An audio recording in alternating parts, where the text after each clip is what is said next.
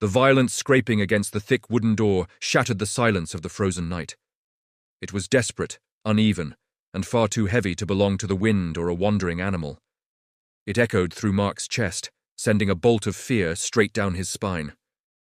Inside their small log cabin, hidden deep within Alaska's endless white wilderness, the untouched Christmas Eve dinner grew cold on the table.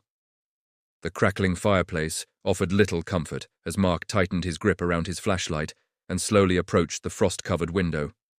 His heartbeat thundered in his ears as he wiped away the fog from the glass.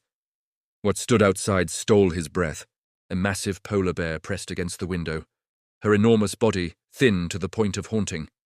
Her once pristine fur was matted and stained yellow from hunger and exhaustion. Her ribs jutted sharply beneath her skin, forming the grim outline of a creature pushed beyond survival. But she wasn't snarling, she wasn't threatening, she was begging. Her tired eyes locked onto Mark's, filled with pain, fear, and a desperate plea that transcended language. Behind him, Sarah froze, her trembling hands clutching his arm. Then, the impossible happened. The bear slowly stepped back into the moonlit snow and nudged something forward with her nose. A tiny, lifeless bundle of white fur. A cub, no more than a few months old, lay motionless in the bitter cold. With heartbreaking gentleness, the mother pushed the tiny body closer to the door, releasing a low, mournful cry. She was offering her baby. Mark's fear collided with overwhelming compassion.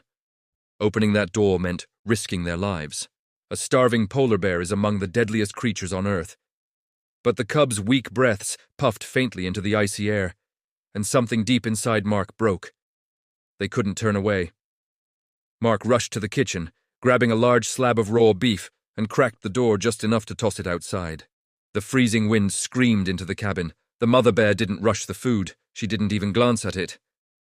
Instead, she gently pushed it toward her cub, desperate to feed her baby before herself. When the cub failed to respond, she lifted her gaze toward Mark, her eyes sharp with painful understanding. Food wasn't enough. The cub needed warmth. She wasn't searching for a meal. She was asking for shelter.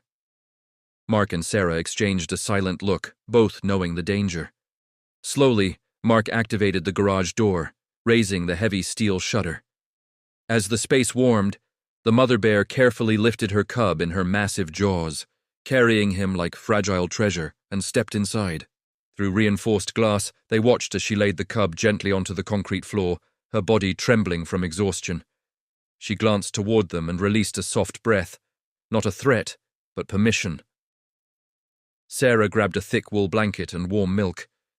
Ignoring her fear, she stepped forward. The bear watched, muscles tense but did not move. As Sarah knelt, her hands shaking, she carefully wrapped the cub and slowly fed him drop by drop. Minutes passed. Then, a miracle. The cub swallowed.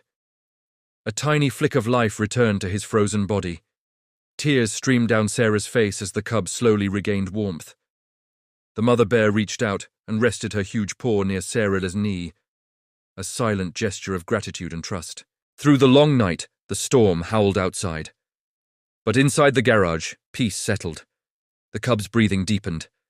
The mother finally ate, her strength slowly returning. By dawn, the blizzard had vanished, leaving behind a world of untouched white.